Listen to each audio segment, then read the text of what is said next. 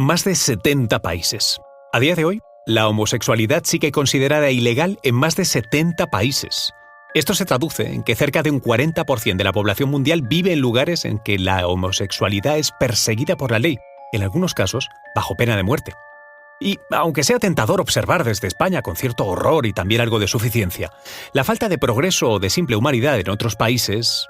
¿Sabías que no fue hasta el 17 de mayo de 1990, hace tan solo 3 décadas, que la Organización Mundial de la Salud dejó de considerar la homosexualidad una enfermedad mental?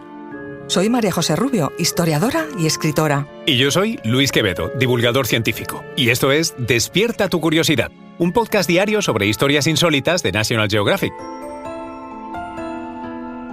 Y recuerda, más curiosidades en el canal de National Geographic y en Disney+.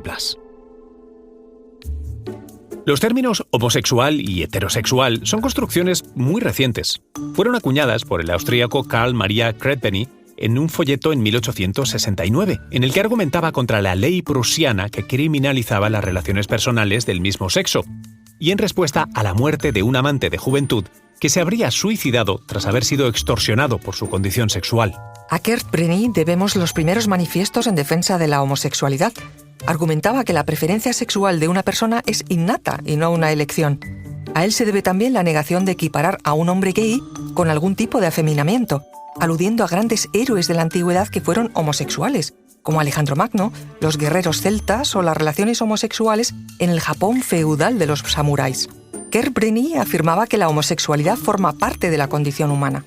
Pero de sobra sabemos que esta no ha sido una postura universalmente aceptada. Un ejemplo.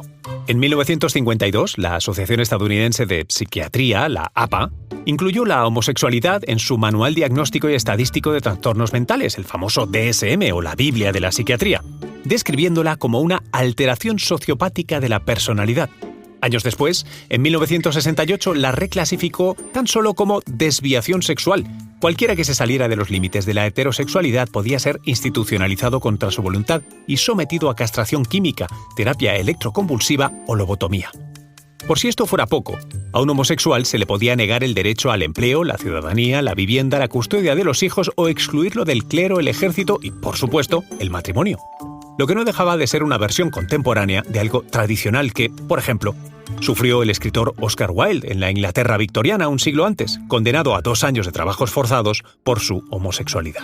En contraste, en 1972 apareció el Dr. Henry Anónimo, un psiquiatra homosexual enmascarado y con apellido falso, quien en una convención sobre el tema dijo: «Esta es la mayor pérdida y lleva a todos los que nos rodean a perder también ese pedacito de su humanidad, porque si estuvieran verdaderamente cómodos con su propia sexualidad, entonces podrían estar cómodos con la nuestra. Debemos usar nuestras habilidades y sabiduría para ayudarnos a nosotros mismos y crecer para sentirnos cómodos con esa parte de la humanidad llamada homosexualidad».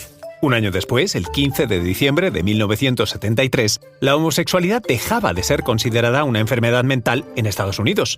Pero hubo que esperar 17 años más, hasta 1990, para que la Organización Mundial de la Salud también lo hiciera. Durante esos años, el activismo del colectivo LGTBI se extendió por el mundo y sus realidades se hicieron más visibles, aunque no siempre para bien. Por ejemplo, en los años 80, la epidemia de VIH fomentó una imagen negativa de los hombres que tienen sexo con hombres. Actualmente, hay más de 10 países que condenan con la pena de muerte la homosexualidad. No es que lo consideren una enfermedad, sino que lo consideran un delito. Y la pena de muerte en cualquier condición humana que se castigue es siempre lo más grave. Esperemos que algún día aprendamos que, como dijo el psiquiatra Thomas Szasz, la plaga de la humanidad es el miedo y el rechazo a la diversidad.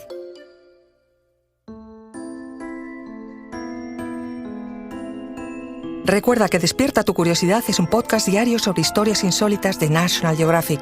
Disfruta de más curiosidades en el canal de National Geographic y en Disney+. No olvides suscribirte al podcast y darle like si has disfrutado con nuestras historias.